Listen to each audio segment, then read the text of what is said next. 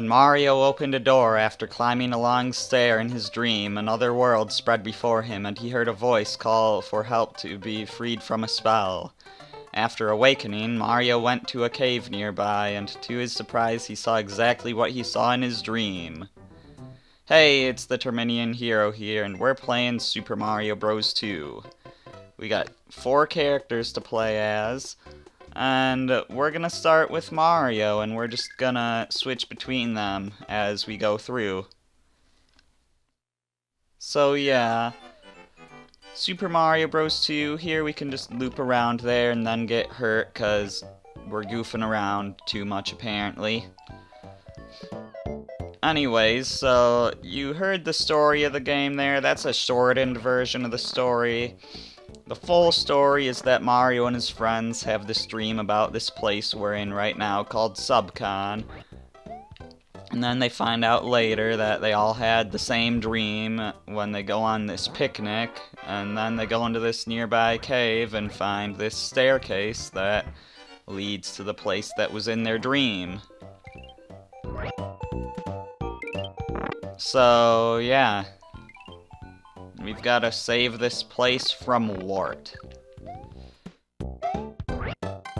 Now, I'm just picking up a bunch of stuff off the ground here. Vegetables, POW Blacks, tons of stuff. There was a potion earlier that let us go from subspace to subcon and find a mushroom as well as some coins, which the mushroom raised our max health and the coins will let us play a little game when we beat the level.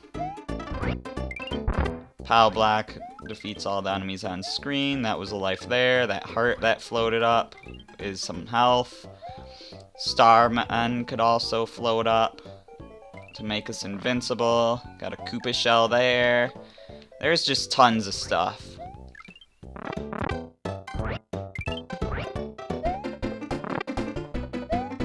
Yeah, so anyways, for those of you that are new to gaming, either because you're just young or you just haven't played many games, or maybe, okay, there we just collected a clock, which freezes all the enemies for a short amount of time. But anyways, if you're new to gaming, or just new to Mario in general, or just haven't specifically known much about Mario 2, this game is... Oh, by the way, the passageway I opened up there, I just wanted to show that you can go there. That actually leads to the end of the level. But I want to show the whole level, so we're going this way. But anyways, yes, this game is a lot different from other Mario games because, basically, Super Mario Bros. 1, you just went to the left the whole time, and Nintendo was like, well, that's great, but now we want to make a game where you can go in a whole bunch of different directions. So they started working on this game. They didn't plan on it being a Mario game at first. They made Super Mario Bros. Lost Levels to be Japan's Super Mario Bros. 2. But that didn't get released in America until the 4 and 5 Super Mario All-Stars pack came out. 4 and 5 because one of the game packs had Super Mario World and one didn't. But anyways, before I keep talking here, hey look, we're fighting Birdo. This is Birdo's first appearance and I failed. You gotta jump on her eggs, pick them up, and hit her 3 times, and then collect the crystal ball at the end of every level to go through the Hawk Mouth, which is the end of the level. If we took the shortcut, we also would have come over this wall. And now we play a little gambling game using the coins we found in subspace, which that is apparently a winning combination. I don't understand why. But that isn't, even though 2 of them matched. But anyways, what the heck was I just talking about? I know there's a timing to this, but I don't know what it is. There's probably a timing to this. There's gotta be. Alright, we'll play as Luigi for the next level. Oh yeah, we were talking about how Super Mario Bros. 2 came to be, so... Yeah, they didn't think the Japan Super Mario Bros. 2... Hey, this is a Pidget. We can ride his little magic carpet. But yeah, we didn't get Japan Super Mario Bros. 2 until Super Mario All-Stars, but Nintendo was working on this version of the game. Or they were working on a version of this game, rather, where you can go a bunch of different ways instead of just to the right all the time.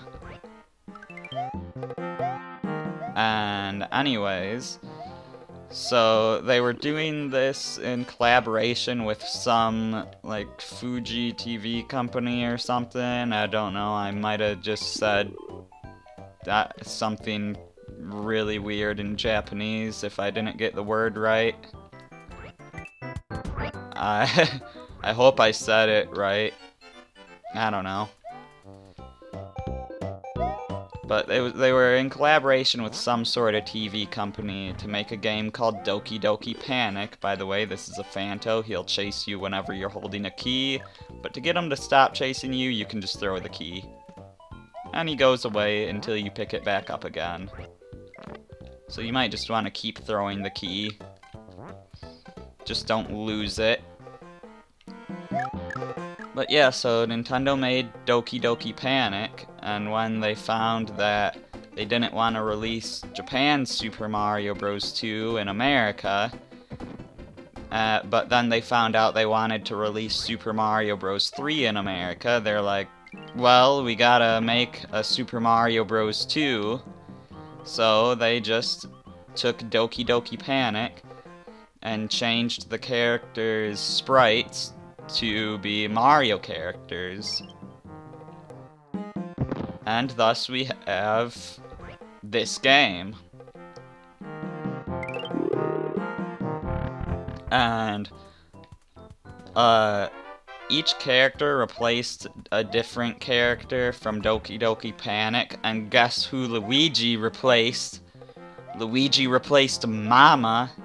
Oh yeah, Mama Luigi before Mama Luigi was a thing.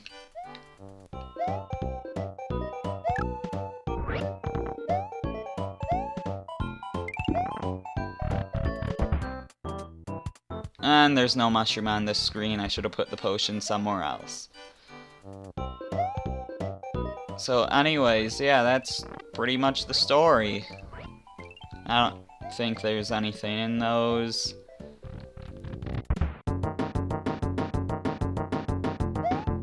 Alright, let's fight Birdo again. In some version of the game, I think it might be the advanced version of this game, you can actually take off Birdo's bow there.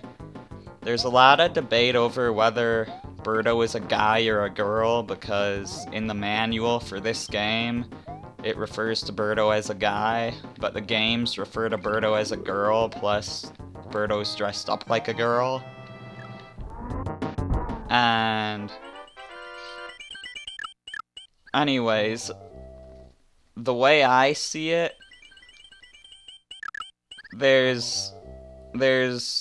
mean, all Birdos are kind of like dressed up like a girl, but some Birdos are and some aren't. Because the thing is, there is a Birdo character, but Birdo is also a species, and in a species, they're gonna need some male and some female. And this game definitely proves that it's a species and not just one character, because there's actually different colored Birdos. So, yeah, I mean, that's just proof right there. So the Birdo character may or may not be a girl, but all of the ones in this game, I mean, basically you don't know, because it's a species, not just a character. It's some of each. So, Anyways, it's collecting those cherries that makes these stars and hearts appear from the ground below. So I should explain the characters a bit. Mario is normal. Luigi can jump really high but has poor control. Let's just jump on this Trouter here since there was no log there.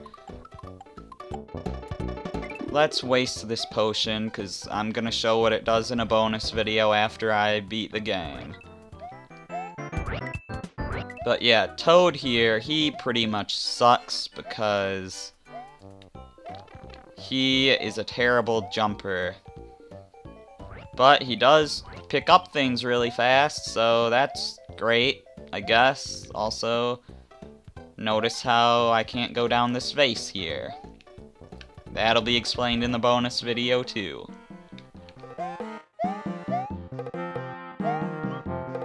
Anyways, so we could go up or down here. Let's head up first.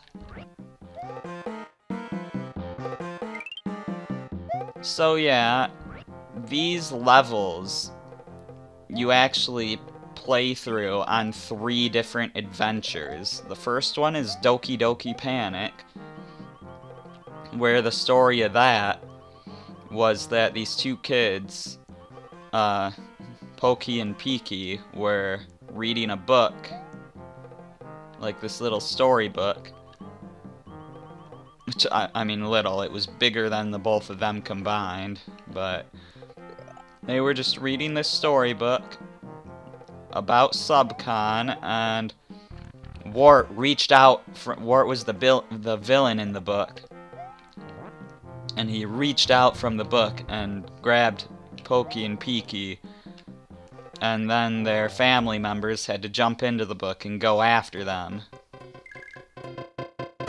Okay, I died here. Thankfully this game has checkpoints whenever you go to a new section. But anyways, yeah, so they had to go into the book and save Pokey and Peaky from Wart.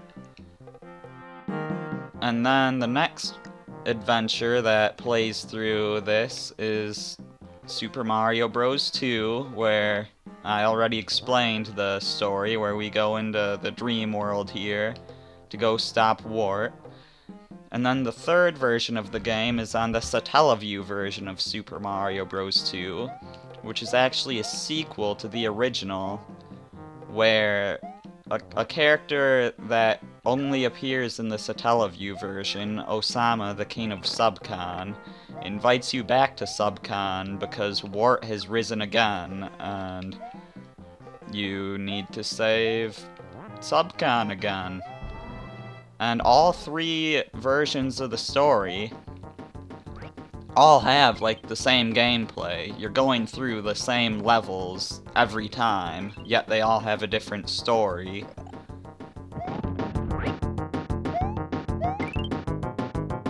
And, like, the 2 Super Mario Bros. Ones even being canon to each other. They never say that the Doki Doki Panic one is non-canon, but it's not, like, officially confirmed canon either. Anyways, we're in Legoland here, which is pretty awesome.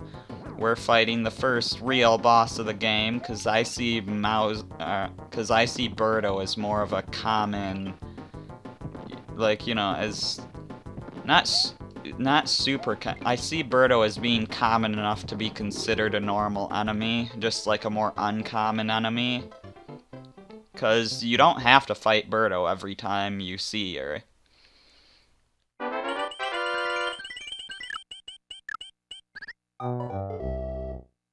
Anyways, so let's just do the slot machines now that we beat Mauser and finished World 1. And hey, we actually won something. What do you know?